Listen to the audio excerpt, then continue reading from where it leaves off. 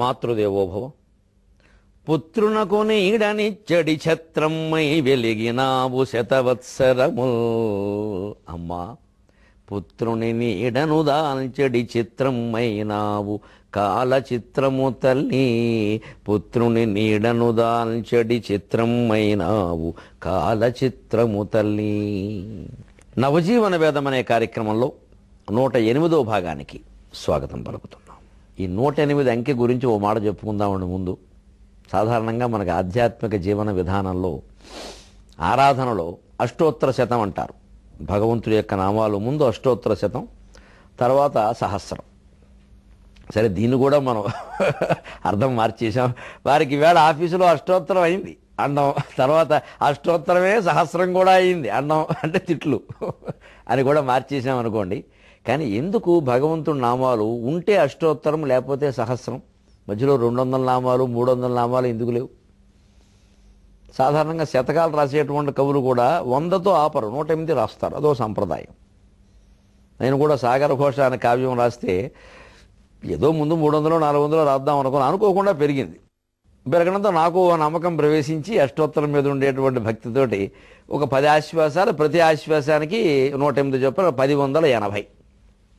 మొత్తం యావత్ ప్రపంచ చరిత్రలోని పౌరాణిక, చారిత్రక, తాత్విక, మత, వైజ్ఞానిక, సాంఘిక, సాంస్కృతిక, సాహిత్య అంశాలన్నీ స్ఫురించేటువంటి కావ్యం కాబట్టి సముద్రం వక్తగా, కవి శ్రోతగా జరిగేటువంటి మొత్తం ప్రపంచ మానవుని చరిత్ర. అందులో చైనా విప్లవం, రష్యా విప్లవం, అమెరికా స్వాతంత్ర సమరగాథ, భారత స్వాతంత్ర సమరం, కమ్యూనిజం ఉత్థానం, పతనం, సమస్త విషయాలు ఉన్నాయి. కాబట్టి నాకు కూడా ఒక పెద్ద ప్రణాళిక అవసరమై ప్రతి దానికి ఏదో పరిమితి ఉన్నారు కాబట్టి 108 అని పెట్టుకుని 10 ఆశ్వాసాలు 108 1080 రాసింది. మళ్ళీ నా నమ్మకం నాది. నాకేదో కాస్త 1116 అంకె అనేది సహస్రావధానం, సాగర ఘోష కావ్యం ఇవన్నీ కొంచెం అలవాటు. ఎందుకని ఆ 1116 చేయడం కోసం 36 పద్యాలు అవతారికలో రాసి మొత్తం మీద 1116 చేసాం. సో ఏమిటి 108 అంటే సరిగ్గా మనకి నక్షత్రాలు 27, ఒక్కొక్క దానికి 4 పాదాలు, 27 4 108. భగవంతుడి నామాలు 108 ఎందుకుంటాయి అంటే మీరు ఏ నక్షత్రంలో పుట్టినా, ఏ పాదంలో పుట్టినా కంగారు పడకండి. ఏదో విష్ణువుకి 108 నామాలు ఉన్నాయనుకుందాం. ఉదాహరణకు అష్టోత్తరంలో మొదటి నామం విష్ణువు అనుకుందామండి. అశ్విన్ నక్షత్రం వాళ్ళది విష్ణువు అన్నట్టే కదా. 4 పాదాలు, మొదటి పాదం, 2వ పాదం కేశవ, 2వ పాదంలో పుట్టినవాడు కేశవుడు, 4వ పాదంలో పుట్టిన కంగారు పడక ఏదో గోవింద. నేను అశ్విన్లో పుట్టలేదండి, ఉత్తరాభాద్రలో. ఆ ఉత్తరాభాద్రలో కూడా ఉత్తరాభాద్ర ఎన్నో నక్షత్రమో చూసుకో, ఎన్నో పాదమో చూసుకో, ఆ లెక్కన 108లో ఏ నామమో చూసుకో, అక్కడేదో ఉంటుంది నారాయణ మాధవ అని. అది మాత్రం ఏమైంది? అంచేతను మీరు ఏ నక్షత్రంలో పుట్టినా, ఏ పాదంలో పుట్టినా శ్రీ మహావిష్ణువు యొక్క నామాంకితంతో పుట్టారు. దాని గురించి మనం కంగారు పడకరి. ఈ జీవితం భగవంతుడికి అంకితం, ఇది భగవన్ నామాంకితం, భగవత్ ప్రేమాంకితం అని చెప్పడానికే 108 నామాలు. సరిగ్గా మనం ఏ నక్షత్రంలో పుట్టామో ఆ లెక్క ప్రకారం, ఏ పాదంలో పుట్టామో ఆ లెక్క ప్రకారం ఆ నామం చూసుకుంటే ఆ నామం భగవంతుడికి సంబంధించిందే కదా. మళ్ళీ దయచేసి ఒక గుడ్డి నమ్మకంలో పడద్దు. ఇక లెక్కలెట్టేసి ఆ నామం ఒకటి పట్టుకుని ఇక అదేదో గొప్పది వద్దు, 108 సమానం అని చెప్పడం కోసమే ఈ ఉపన్యాసం. మళ్ళీ అజ్ఞానంలో పడితే అలాగా, నాకు ఆ నామం ముఖ్యం, మా పిల్లాడక పేరెడతా, ఇది మళ్ళీ అజ్ఞానమే. 108 సమానమే. కాబట్టి ఏ నక్షత్రం గురించి, ఏ పాదం గురించి తక్కువగా మాట్లాడొద్దు. ఈ నక్షత్రంలో పుట్టిన వాళ్ళంతా ఇంతే అని వెర్రి వ్యాఖ్యానాలు చేయొద్దు. అన్ని నక్షత్రాలు విష్ణువువే, అన్ని నక్షత్రాల్లో అన్ని పాదాలు విష్ణువువే. అందుకే ఆబ్దికం పెట్టినప్పుడు, అపరకర్మలు చేసినప్పుడు విష్ణురు విష్ణురు విష్ణురు విష్ణు విష్ణు నక్షత్రే విష్ణు యోగే విష్ణు రాశి అంటారండి. విష్ణువు పేరు మీద రాశి, విష్ణువు పేరు మీద నక్షత్రం. సమస్తము వాసుదేవ సర్వమితి స మహాత్మ సుదుర్లభక. ఇది 108 ప్రత్యేకత. భగవద్గీతకు సంబంధించి ఒక మంచి మాట, అవ్యక్తం వ్యక్తిమాపన్నం మన్యంతే మామబుద్ధయక పరం భావమజానంతో మమ అవ్యయమనుత్తమం. భగవంతుని యొక్క అవతార రహస్యం చెబుతున్నాడు ఇక్కడ. మనం అనుకుంటాం వెంటనే 10 అవతారాలు ఉన్నాయండి. మత్స్యావతారం, కూర్మావతారం, వరాహావతారం, నృసింహావతారం, వామనావతారం, పరశురామావతారం, రామావతారం, కృష్ణావతారం, బుద్ధావతారం, కల్కి అవతారం. ఇందులో బుద్ధావతారం చాలామంది తెలుసుకోవలసిన విషయం, సందేహాలు అడుగుతున్నారు కాబట్టి చెబుతున్నాను. గౌతమ బుద్ధుడు 10 అవతారాల్లో వాడు కాదు. ఆ గౌతమ బుద్ధుని అవతారం 10 అవతారాల్లోది కాదు. త్రిపురాసుర సంహారం కోసం శ్రీ మహావిష్ణువు ఒక సన్యాసి వేషాన్ని ధరించి ఆ త్రిపురాసుర సంహారానికి సాయపడ్డాడు శివుడికి. ఆ బుద్ధుణ్ణి, ఆయన పేరు కూడా బుద్ధుడే. మేలుకొనుట అర్థం, బుద్ధ అంటే మేలుకొన్నవాడు అని అర్థం. ఈ మామూలు సంసారం అనే అజ్ఞానం నుంచి జ్ఞానంలోకి వెళ్ళిన వాళ్ళు బుద్ధగా అంటారు. బుద్ధుడికి ఆ పేరే పెట్టారు. నిజానికి ఆయన తపస్సు చేసిన తర్వాత ఆ జ్ఞానం కలగగానే బహుశా దశావతారాల్లో ఉండే త్రిపురాసుర సంహార సమయంలో ఉండే బుద్ధుడి పేరు పెట్టారు అక్కడ. అందుకని ఆయన బుద్ధుడు అయ్యాడు. అంతకుముందు ఆయన సిద్ధార్థుడు. అంచేత ఆ త్రిపురాసుర సంహార కాలం నాటి బుద్ధుడు బుద్ధావతారాల్లో వాడు తప్ప గౌతమ బుద్ధుడు కాదు. గౌతమ బుద్ధుడు మహానుభావుడు, అది వేరే విషయం. అది దశావతారాల్లో వాడు కాదు. ఈ 10 అవతారాలే కదా మనం అనుకుంటూ ఉంటాం అప్పుడప్పుడు. దీనికి కొంచెం లెక్కలు కట్టేసేవాళ్ళు చాలామంది ఉంటారు. ఈ అజ్ఞానం అనేక రకాలు. ఈ అవతారం ఎక్కడ పుట్టింది, ఆ అవతారం ఎక్కడ పుట్టింది, కాబట్టి ఈ మ్యాప్ అంతా ఇలా గీసేద్దాం. ఈ వరుసలో దేవుడు పుట్టుకుంటూ వస్తున్నాడు. ఇదంతా మొత్తం జనాన్ని అజ్ఞానంలో ముంచడమే. మత్స్య అవతారం కేరళలో పుట్టిందిట, తర్వాత కూర్మ అవతారం తమిళనాట, తర్వాత ఏమో వరాహ అవతారం ఎక్కడో ఆ రాష్ట్రం వాళ్ళు చాలా బాధపడతారు, మేము పందులవా అని, ఇదో గొడవ. ఇవన్నీ చెప్పకూడదండి అసలు. ఇలాగ భగవంతుడు అవతరించడానికి ఒక మ్యాప్ పాయింటింగ్ ఉండదండి. అదే చెబుతున్నాడు ఇక్కడ. అసలు నేను అవతరించాను అని మీరు భావించడమే ఒక అజ్ఞానం అంటున్నాడు మొహమాట పడకుండా. అవ్యక్తం వ్యక్తిమాపన్నం మన్యంతే మాం అబుద్ధయః అబుద్ధయః, బుద్ధి మందగించిన వాళ్ళు. మాం మన్యంతే అవ్యక్తం, అసలు వ్యక్తమే కానటువంటి నన్ను వ్యక్తమయ్యానని, అవతారం ఎత్తానని, రూపం ధరించానని, ఈ విగ్రహ రూపంలో ఉన్నానని, ఆవిడకి ఎవరికో కొడుగ్గా పుట్టానని, ఈయనకి ఎవరికో భర్తగా పుట్టానని, ఇవన్నీ మాట్లాడుతున్నారయ్యా. నన్ను ఏం చెప్పమంటావు? ఎందుకు మాట్లాడుతున్నారంటే పరం భావం అజానంతగా. వీళ్ళకి ఎవ్వరికీ పరమాత్మ గురించి అసలు విషయం అర్థం కాలేదయ్యా. పరం భావం అజానంతగా. ఎందుకంటే మమ అవ్యయమనుత్తమం, మమ పరం భావం, నాకు సంబంధించిన పరాత్మ భావన అనేది వీళ్ళకి అర్థం కాలేదు. నన్ను విగ్రహంగా, నన్ను రూపంగా, నన్ను మూర్తిగా, నన్ను అవతారంగా భావిస్తున్నారు. మళ్ళీ ఈ అవతారాల్లో ఏది ఎక్కువ ఏది తక్కువ, కొన్ని సంపూర్ణావతారం, కొన్ని పరిపూర్ణావతారం, కొన్ని చూర్ణావతారం, కొన్ని ఘూర్ణావతారం అని మాట్లాడుతున్నారు. ఇదంతా అజ్ఞానమే. అసలు భగవంతుడు అవతరించడం, వ్యక్తం కావడం అనేది ఎలాగంటే అంతటా ఉన్నవాడు అవతరించడం ఏమిటండి? అవతరించడం అంటే పైనుంచి కిందికి దిగడం. ఆయన కింద కూడా ఉన్నాడుగా, దిగడం ఏమిటండి? అసలు ఖచ్చితంగా లోపలికి లోతుకి వెళ్ళి మాట్లాడితే దిగడం ఏమిటండి? ఎక్కడి నుంచి దిగుతాడు? ఎక్కడికి? ఈ దిగిన చోట ఆయన లేడా? ఆ పైన చోట ఆయన లేడా? దిగడం ఏమిటి అంటే యదా యదాకి ధర్మస్య, మనం చెప్పుకున్నాం ఇదివరకు, గ్లానిర్భవతి భారత. మరి దానికి ఏమిటండి? ఎప్పుడు అధర్మం వృద్ధి చెందుతుందో, ధర్మం నశించిపోతుందో అప్పుడు ఆత్మానం సృజామ్యహం, నన్ను నేనే పుట్టించుకుంటాను, అవతరిస్తానని చెప్పాడు కదా. అది మనం బాగా ప్రధానంగా చెప్పుకుంటున్నాం కదా, మంచిది. నన్ను నేనే ఆత్మానం సృజామ్యహం అనరా మాటకు అర్థం చేసుకుని తర్వాత మిగిలింది వ్యాఖ్యానం చేయాలి. నన్ను నేను అనగానే వైకుంఠంలో నేను కూర్చుంటా, అక్కడి నుంచి కిందికి దిగుతా, ఇదంతా మనకి సినిమా కథ కోసం, పురాణ కథ కోసం చెప్పిన వ్యవహారం. మనకు అర్థం కావాలి కాబట్టి, గుర్తుండాలి కాబట్టి. అంతేకాని వైకుంఠంలో ఉన్నవాడు విజయవాడలో ఉండడా, విజయవాడలో ఉన్నవాడు విశాఖపట్నంలో ఉండడా? సీమాంధ్ర రాజధాని ఎక్కడైతే అక్కడే ఉంటాడా, రాజధాని కాని చోట ఉండడా?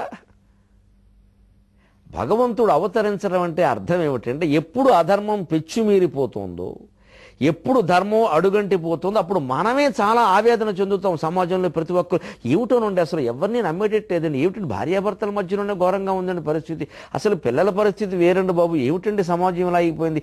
ఇలా మనం ఒక 25 ఏళ్లుగా, ముఖ్యంగా 10 ఏళ్లుగా మగ్గిపోతున్నామా లేదా? ముఖ్యంగా ఆంధ్రప్రదేశ్లో ఒక 10 ఏళ్లుగా నలిగి నలిగి మగ్గి మగ్గి కుళ్ళిపోతున్నామా లేదా? అవినీతి గురించి, రకరకాల ఉద్యమాల గురించి, గొడవల గురించి, భయాలు, ఆందోళనలతో. ఇవాళ ఒక పరిష్కారం లభించిందా లేదా? ఇది భగవంతుడు అవుతారు. సమాజం ఎప్పుడు తన గురించి తాను ఆక్రోశం చెందుతూ ఉంటుందో ఆ సామాజికమైనటువంటి ఆవేదన, ఆక్రోశము, ఆర్తి ఒక శక్తిగా మారి అది ఒకరిలో ప్రవేశిస్తుంది. ఆ ఒకరెవరో నేను చెప్పక్కల్లా. అయితే ఆ ఒక్కరే కాదు, అందరము అవతార పురుషులమే. మళ్ళీ ఆ ఒక్కరే, ఏ ఒక్కరైనా ఒక పేరు పెట్టి మనం ఈయన ఉద్ధరించాడు కాబట్టి, ఉద్ధరిస్తాడనే నమ్మకం ఉంది కాబట్టి ఆయన అవతార పురుషుడు అంటే వ్యక్తి ఆరాధన పెరిగిపోతుంది. మళ్ళీ ఇక అక్కడి నుంచి ఆ పేరు మీద ఒక వ్యామోహం, ఆ పేరు ఉన్న వాళ్ళందరూ చాలా గొప్ప, ఇక ఆయన నక్షత్రం ఏమిటో కనుక్కోవడం, ఆయన నక్షత్రం ఉన్న వాళ్ళందరూ, ఇవన్నీ నమ్మకాలు ఇలాగే వచ్చేసి చూసుకోండి. పొరపాటున కృష్ణుడు రోహిణి అనే నక్షత్రంలో పుట్టాడు, ఆయనేమో అనుకుని పుట్టల అలా పుట్టాడు. ఏ నక్షత్రమైనా ఆయన కూడా చెప్పాం కదా, 108 భగవంతుడి పేరు లేదు.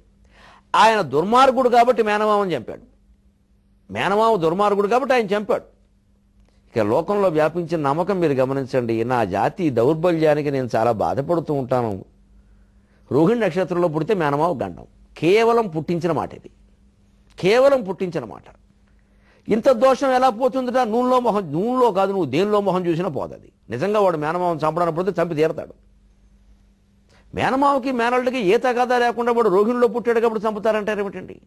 ఆరుద్రలో పుడితే అత్తగా అంటే కలిసింది, ఇంతకంటే ఏమీ లేదు అక్కడ. ఇవన్నీ గుడి నమ్మకాలే. ఇగో ఈ నమ్మకాలను అసలు నేను పుట్టడమే అబద్ధం అయ్యా, నా నక్షత్రాల గురించి మీరెందుకు చర్చించుకుంటున్నారు అన్నారు. ఇది భగవంతుడి నక్షత్రం, భగవంతుడిది కాని నక్షత్రం ఉందా? భగవంతుడిది కాని పాదం ఉందా? 108 పాదాలు నావే, 27 నక్షత్రాలు నావే, కాబట్టి అష్టోత్తర శతనామాలు అనే స్పష్టంగా చెబుతూ ఉంటే మళ్ళీ ఇది భగవంతుడి నక్షత్రం, ఇది అమ్మవారి నక్షత్రం, ఏదో గుళ్ళో ఆరాధన కోసం అది సంప్రదాయం, అది వేరే. అక్కడ ఏదో చెప్పాలి కదా, అక్కడ వేరే. అది ఏదో గొప్ప నక్షత్రం, మిగిలిన తక్కువ నక్షత్రాలు, అసలు ఈ భావనే పనికిరాదు. అవతారం మరి ఏమిటాయి అంటే అవ్యక్తమైనది వ్యక్తం ఎందుకు అవుతుంది? అవ్యక్తంగా మనలో ఉన్న ఆవేదన అంతా గూడుగట్టుకుని రంగరించి ఇవాళ ఒక మంచి పార్టీ అనుకున్న దానికి, మంచి నాయకుడు అనుకున్న వాడికి బ్రహ్మాండమైన మెజార్టీ ఇవ్వాల్సిందే అని 282 సీట్లు మనం ఇచ్చేసామే లేదా? లేకపోతే ఇన్ని వస్తాయని వాళ్లే అనుకోలేదు.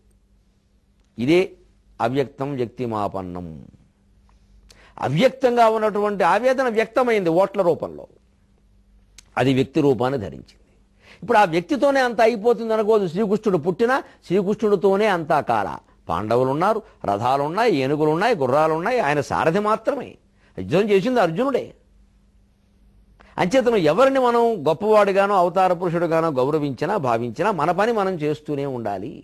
ఆయన కూడా ఆయన పని ఆయన చేస్తాడు. అంచేత భగవద్ అవతారాలంటూ ప్రత్యేకించి 10 ఉండవు. అనంతాహ అంటారు వేదంలో, అనంతమైన అవతారాలు. అసలు అనంత అవతారాలు అంటే అర్థం ఏంటండి? అందరము అవతార పురుషులమే, ప్రతివారం ఒక ప్రయోజనం కోసం పుట్టాము.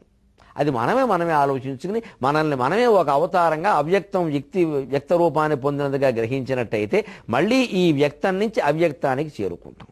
అంతేగాని ఒక రూపమే భగవంతుడు, ఒక విగ్రహమే భగవంతుడు, అది ఒక్కటే అవతారం, మళ్ళీ ఆయన ఎప్పుడు అవతరిస్తాడో, దీనికి దానికి గ్యాప్ ఎంత, ఎన్ని సంవత్సరాలు, ఈ లెక్కలు వేసుకుంటూ కూర్చుంటే ఎప్పటికీ అజ్ఞానం నుంచి జ్ఞానంలోకి వెళ్ళలేం. ఇప్పుడు ఒక లౌకికమైన మాట, బలయుతుడైన వేళ నిజబంధుడు తోడ్పడుగాని ఆతడే బలము దొలంగనేని తన పాలిటి శత్రువు అదెట్లు పూర్ణుడై జ్వలనుడు కానగాంచుదరి సఖ్యము జోపున వాయుదేవుడు ఆ బలియుడే సూక్ష్మదీపమగు పట్టున ఆర్పడే గాలి భాస్కర. ఈ గాలి భాస్కర, నేడు భాస్కర, చూడు భాస్కర, అవి ఈ మాటలు చూసి చిన్నతనంలో మేము ఈ పద్యాలు విన్నప్పుడు ఈ భాస్కర శతకం రాసిన ఆయన ఇంటి పేరు గాలిరా అనుకునేవాళ్ళం, గాలి భాస్కర. ఇంకో చోట నిప్పు భాస్కర అని ఉండేది, ఇంకో చోటేమో చెప్పు భాస్కర అని ఉండేది. ఇప్పుడు ఇన్నింటి పేర్లు ఉంటాయా అని మా మేస్టార్ని అడిగితే ఊరుకోండ్రా వెరుజోకులు మీరు, అదంతా పద్యంలో భాగం, అసలు ఆయన పేరు భాస్కరుడు కూడా కాదు, ఆయన మారద వెంకయ్య అని ఆయన చెప్పి సరదాగా అనుకునేవాళ్ళం గాలి భాస్కర ఏమిటట్టు. పద్యం చూడండి, నిజంగా లౌకికంగా ఎంతో ఉపయోగపడుతుందో. మనకున్న సంపదను మనం కాపాడుకోవాలి. ఎందుకంటే ఎప్పుడు సంపద కలిగిన అప్పుడు బంధువులు ఒత్తురు, అది ఎట్లన్నం తెప్పలుగా చెరువు నిండిన కప్పలు 10,000 చేరు గదరా సుమతి. చెరువులో నీళ్లు ఉన్నప్పుడే కప్పలు వస్తాయి, ఎండిపోతే కప్పలు వస్తాయా? మన దగ్గర 4 డబ్బులు ఉన్నప్పుడే అందరూ చేస్తారు. చేరడం కోసం సంపాదించక్కల, ఈ విషయం గుర్తుపెట్టుకుంటే చాలు. అలాగని చేరిన వాడినల్లా డబ్బులు ఉండబట్టి నువ్వు చేరవు, లేకపోతే నువ్వు ఉంటావా అని వాడు మొహం మీద అంటే వాడు కోపం వస్తుంది. వాడు అందుకోసం చేరకపోయి ఉండదు, నిజంగా ప్రేమతో వచ్చి ఉండొచ్చు అనకూడదు. అందుకోసం చేరారని అనుకోక, అసలు అందుకోసం చేరతారు. ఉంటే మన దగ్గర ఉంటారు, ఉండకపోతే ఉండరు. ఈవేళ కొత్తగా జరిగిన ఎన్నికల్లో అధికారం కోల్పోయిన వాళ్ళందరికీ ఈ విషయం అర్థమవుతూనే ఉంటుంది. ఇంకెవరు చేరరు దగ్గర. అధికార పార్టీలోకి అందరూ చేరతారు. ఇదివరకు జరిగింది అదే, ఇప్పుడు జరుగుతున్నది అదే.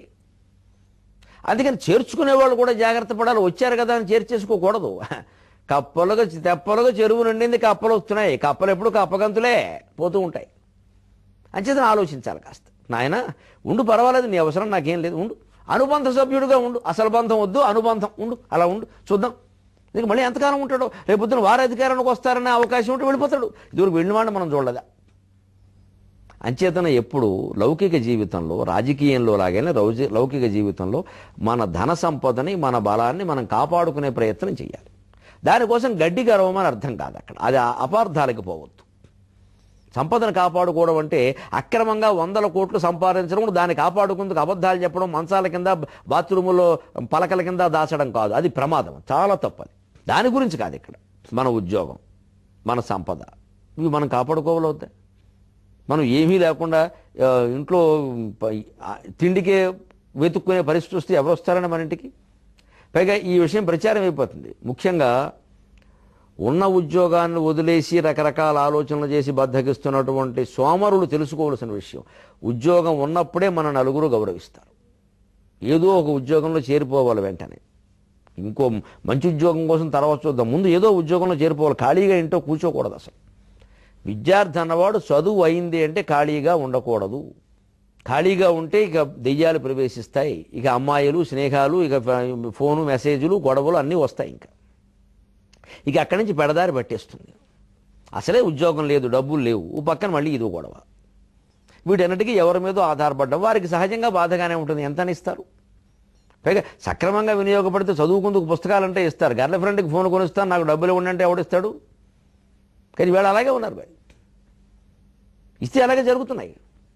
అంచేత ఎప్పుడూ గుర్తు, మన దగ్గర సంపదలు ఉన్నప్పుడే, మన ఉద్యోగం బాగున్నప్పుడే, మనం ఆరోగ్యంగా ఉన్నప్పుడే మన దగ్గర నలుగురు చేరతారు. అనారోగ్యవంతుల దగ్గర కూడా ఎవరో పలకరించి వెళ్ళిపోతారు, ఎందుకంటే ఉంటే సేవ చేయాలేమో అని బెంగ. ఇంకా జాగ్రత్త తట్టుకోండి, ధైర్యంగా చూసుకొని వెళ్ళిపోతారు. ఉండరు, ఉంటే సేవ చేయాలి. అదే చెబుతున్నాడు ఇక్కడ. దానికి ఉదాహరణ ఏమిటంటే, పూర్ణుడై జ్వలనుడు కానగాంచుతరి సఖ్యము చూపును వాయుదేవుడు. ఆ అగ్ని అడవిని అంటించేస్తూ ఉంటుంది, దావాగ్ని అంటారు. ఎందుకంటే దవహ దావహ ఈ రెండింటికి అడవి అని అర్థం ఉంది. దవో దావో దవో వనహుతాశనక, దానికి అడవి అగ్ని అని కూడా అర్థం ఉంది. అడవిని కాదు, అడవిని కాల్చే అగ్ని. దవో వనహుతాశనక, అడవిని కాల్చే అగ్నిని దవహ అంటారు. దాన్ని మళ్ళీ దావాగ్ని అని కూడా అంటారు. తెలుగులో దాన్ని చిచ్చు అంటే అగ్ని, కార్చిచ్చు అంటారు. ఆ కారు అంటే అడవి అని అర్థం, అందుకని కార్చిచ్చు అడవిని కాల్చే అగ్ని. అడవి అంటుకుపోయినప్పుడు అండి పెద్ద గాలి వీస్తే, పూర్ణుడై జ్వలనుడు కానగాల్చుతరి సఖ్యము చూపును వాయుదేవుడు. అసలే మంట చెలరేగిపోయి అడవిని దహించేస్తూ ఉంటే వెనకాల గాలి వీచి ఇంకా దాన్ని రెచ్చగొట్టేస్తాడు. అదే మరి అగ్నికి వాయువు తోడైందంట. అగ్నికి వాయువు తోడైందంట. ఇది అపకారం జరిగినప్పుడే వాడతారు, ఉపకారం జరిగినప్పుడు వాడరు. మంచి వాళ్ళిద్దరు కలిస్తే అగ్నికి వాయువు తోడైంది అనకూడదు. అది అపకారానికి దారి తీసినప్పుడే వాడాలి ఈ సామెత. మంచి వాళ్ళిద్దరు కలిస్తే ఇంకేముందో, వసంతానికి మందమారుతం మలయమారుతం తోడైందంటే బాగుంటుంది. వసంత ఋతువుకు మలయమారుతం కూడా తోడైతే బాగుంటుంది, అది వేరు. లేదు మాకు ఏనుగుకి గుర్రానికి ఏనుగు తోడైంది అనొచ్చు, చదరంగంలో లాగా, అది పర్వాలా. కానీ అగ్నికి వాయువు అనకూడదు. అపకారం జరిగితే అగ్నికి వాయువు అంటారు. అగ్నికి వాయువు సాయం చేసి రెచ్చగొట్టేస్తుంది. ఆ బలియుడే సూక్ష్మదీపమగుబట్టున ఆర్పదెగాలి భాస్కర. అదే అగ్నిదేవుడు ఆ అడవిని కాల్చేంత భీకర స్వరూపాన్ని మానేసుకుని తగ్గించుకుని ఓ చిన్న దీపం రూపంలో ఇంట్లో వెలుగుతూ ఉంటే ఏమాత్రం గాలి వీచినా ఆ దీపం ఎగిరిపోతుంది. అక్కడేమో గాలి దానికి సాయం చేస్తోంది అగ్నికి మరింత రెచ్చిపోయేలాగా, ఇక్కడేమో దాన్ని ఆర్పేస్తుందంటే అర్థం ఏమిటి? అగ్ని అక్కడ బలంగా ఉన్నాడు, గాలి కూడా సాయం చేసింది. అగ్ని ఇక్కడ బలహీనంగా ఉన్నాడు, గాలి ఆర్పేసింది. మనం బలంగా ఉంటే అందరూ సాయం చేస్తారు, మనం బలహీనంగా ఉంటే ఇంకో మొత్తేస్తారు. తస్మాత్ జాగ్రత్త. జీవితానికి చాలా కావలసిన విషయం మనం బలంగా ఉండడం. మనం మన డబ్బు మీదే ఆధారపడాలి. తండ్రి డబ్బు కూడా కాదు, తల్లి డబ్బు కూడా కాదు, భార్య డబ్బు కూడా కాదు, మన డబ్బు మీదే మనం ఆధారపడాలి. మన కాళ్ళ మీదే మనం నిలబడాలి. మన ఉద్యోగం మీదే మనం ఆధారపడాలి. మన తెలివితేటల మీదే మనం ఆధారపడగలిగితే ఇంకా మంచిది. అవసరమైతే ఎవరిని అడగడం తప్పులే, కానీ మన తెలివితేటల మీద. ఎందుకంటే మనల్ని రక్షించగలిగిన వాళ్ళు మనం తప్ప ఇంకెవరూ లేరు. ఈ ఆత్మబలం పెంచడానికే ఈ పుస్తకం. నువ్వు బలంగా ఉన్నప్పుడే నలుగురు నీకు సాయం చేస్తారే. ఎన్నికల్లో మీరు గమనించండి, అది నెగ్గుతుంది, ఆ పార్టీ నెగ్గుతుంది, ఆ పార్టీ నెగ్గుతుంది అంటే అందరూ ఓట్లేస్తారు. ఎంతో మంచి వాళ్ళు పోటీ చేసిన చోట కూడా ఏ మత్స లేకపోవడం కాదు, బంగారం లాంటి మనుషులు పోటీ చేసిన డిపాజిట్లు రాలేదు. కారణం ఏమిటో తెలుసా? వారు నెగ్గరండి, వారు మంచివారే కానీ నెగ్గరండి. ఏమైందండి? మంచివాడైతే ఓటేయచ్చు కదా, వెయ్యరండి. లోకం తీరంతే, అది చెప్పాడు లోకం తీరు గ్రహించి. అంచేత నువ్వు మంచివాడు అవగానే సరిపోలేదు, నీకు చాలా బలం ఉందనే విషయం కూడా నువ్వు చెబుతూ ఉంటే ఇంకొంతమంది మంచివాళ్ళు తయారవుతారు. అందుకే లోకంలో జ్ఞానులు మంచివాళ్ళు అయిన వాళ్ళు దయచేసి తమ దుఃఖాలు ఎవ్వరికీ చెప్పొద్దు. ఈ జీవితం అంతా పాపిష్టి జీవితం అంట. అన్నీ ఇలాంటి ఘట్టాలే ఆయన జీవితంలో. ఈ మొత్తం ఇంత జ్ఞానాన్ని వెర్రివిధం చేసేస్తారండి. అవన్నీ దాచేయవలసిందే. సముద్రం బడబాగ్ని భరించినట్టుగా జ్ఞాని అయిన వాడు భరించవలసిందే. చెప్పవలసిన పని లేదు, ఎవరి దగ్గర చెబితే తీరేది లేదు. అంతకంటే ఈ జ్ఞానంతో ఎదిరించినటువంటి ఆపదలు, జీవితంలో ధైర్యంగా బతికిన విధానం ఆయన చూసావా?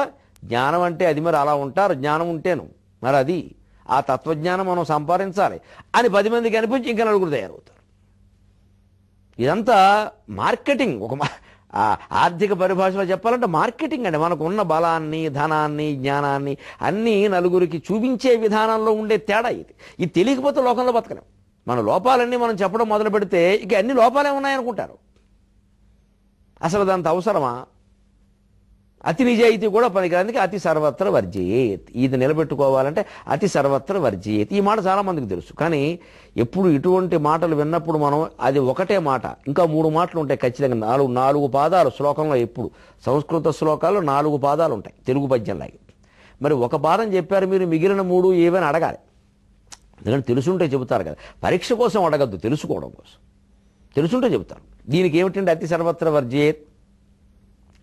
అతి కామాత్ దశగ్రీవో అతి లోభాత్ సుయోధన అతి దానాత్ హతః కర్ణక అతి సర్వత్ర వర్జయేత్. ఒక్కోసారి ఒక్కో గుణం, ఏదైనా చెడ్డ గుణం అతి అవ్వడం ప్రమాదం ఎలాగో తెలుసు, మంచి గుణం కూడా అతి అతి ప్రమాదం. అందుకే అతి సర్వత్ర వర్జయేత్. అందుకే మంచి చెడ్డ 2 ఉదాహరణలు చెప్పాడు ఇక్కడ. అతి కామాత్ దశగ్రీవ. కామం, కామవాంఛ మన వైదిక ధర్మం ప్రకారం తప్పు కాదు. అసలు అన్ని ఆశ్రమాల్లోకి గొప్పది ఏదంటే గృహస్థాశ్రమం అన్నారు. గృహస్థాశ్రమం మరి ఆ కామపురుషార్థ సాధన కోసమే ఏర్పడింది. అది మరి అది గొప్పది ఎలా అయిందండి? అంటే దాని పరిమితి దానికి ఉంది. ఎప్పుడు వైదిక ధర్మ మార్గముల బ్రహ్మరహస్యం ఇదే కదా కవి, కాదనలేదు మానవుని కాంక్షలని అన్నాడు. ధర్మ మార్గ సంపాదితం అర్థము నియమబద్ధము కామము. కామవాంఛ ఉండవలసిందే. అది మనుషులకి సహజమైన వాంఛ, అది తీర్చుకోవడం తప్పు కాదు. కానీ దానికి కొన్ని నియమాలు ఉండాలి, దానికి ఒక వయస్సు ఉంది. ఇంకా 17 ఏళ్ళు 18 ఏళ్ళు రాకుండానే ఇప్పుడప్పుడే ప్రేమలో పడిపోతున్నారు కుర్రాళ్ళు. ఏమిటంటే నేను చిన్నప్పుడే ప్రేమించి, నీకు ఏం తెలుసు ప్రేమించడం? అసలు ప్రేమ అంటే ఏమిటి? అది కేవలం శారీరక ఆకర్షణ. ప్రేమ ఎలా అవుతుంది? ఆ ప్రేమ తల్లిదండ్రుల మీద ఎందుకు లేదు, పక్క వాళ్ళ మీద ఎందుకు లేదు, వయస్సులో ఉన్న అమ్మాయి మీద ఎందుకు కలుగుతోంది? వయస్సులో ఉన్న వాళ్ళ మీద కలిగిందంటే ఆకర్షణ, కాకపోతే ప్రేమ ఎలా అవుతుందండి? గుడ్డి మాటలు చెబుతారు ఇక్కడ. ఎలా అవుతుంది అసలు అది? ఓ 70 ఏళ్ళ తల్లి మీద లేదే, ఓ రోడ్డు పక్కన అడుక్కుంటున్న బిచ్చగత్త మీద లేదే, వయస్సులో అందంగా ఉన్న అమ్మాయిని కామించడం నేను ప్రేమించాను, అది ప్రేమ అన్నది, దాని కామమే. వయస్సున్న వ్యక్తుల మధ్య నడుస్తోందంటే కామమే. అది వయస్సు దాటినా 40 ఏళ్ళైనా 50 ఏళ్ళైనా నిలబడితే అది ప్రేమ. ప్రేమ అనే పదాన్ని అపవిత్రం చేయొద్దండి. చేసేసారు సినిమాల ద్వారా, శుభ్రంగా అపవిత్రం చేసి పారేశారు. అందుకని అతి కామ. రావణాసురుడికి మండోదరి భార్య ఉంది, ఇంకా కొంతమంది ఉన్నారు. సరిపోక ఇంకా సీతాదేవి వెనకాల బడులు ఏమయ్యాడు? మట్టి అయ్యాడు. కుటుంబ పరివార సమేతంగా సర్వనాశనం అయ్యాడు. అతి లోభాత్ సుయోధనక. లోభం, స్వార్థం. నాకు కావాలి, నాకు కావాలి. మంచిదే. దుర్యోధనుడికి రాజ్యం కావాలని సగం రాజ్యం ఇచ్చారండి. ధర్మరాజు ఒకదానికి యువరాజు అయినా ఈయన ఒకదానికి యువరాజు. పైగా ఏం చేశారు వాళ్ళకి? వీళ్ళకి ఈ దుర్యోధనుడికి మొత్తం హస్తినాపుర సామ్రాజ్యం, అసలు ఉన్న సామ్రాజ్యం, ఉన్న రాజధాని వాళ్ళకి ఇచ్చారు. మీరు అడవులు పట్టుకు పొమ్మని మీ రాజధాని మీరు నిర్మాణం చేసుకోమన్నారు. ఇంద్రప్రస్థం అది మట్టిగడ్డ. అది కానీ ధర్మాత్ములైనటువంటి పాండవులు గుర్తుపెట్టుకోవాలి. ఏ పరిస్థితుల్లోనైనా ఈ మాట గుర్తుపెట్టుకోవాలి. ధర్మాత్ములైనటువంటి పాండవులకి రాజధాని కూడా లేకుండా మట్టుగొట్టుకు పొండరా అన్నట్టుగా అడ్డగోలుగా చేసి పారేస్తే ఇంద్రప్రస్థానికి వెళ్ళి ఆ మట్టిగడ్డని మహాసామ్రాజ్యంగా నిర్మాణం చేసుకున్నారు. అది ఈవేళ మా తెలుగు వాళ్ళకి ఆదర్శం కావాలి. మొహమాటం లేకుండా చెబుతున్నా. ఆ ధర్మాత్ముల్ని ఆదర్శంగా తీసుకోవాలి మనం. వాళ్ళకేం రాజధాని లేదని ఇంద్రప్రస్థం ఒట్టిదే. దాని అప్పటికది మట్టి ప్రస్థం, మంద్రప్రస్థం. మంద్రప్రస్థాన్ని ఇంద్రప్రస్థం చేశారు. చంద్రప్రస్థర సౌదఖేలన కళ అని మన చామకూర వెంకటకవి వర్ణిస్తాడు. ఇంద్రప్రస్థపురంబు భాషలు రమాహేల కళావాసమై.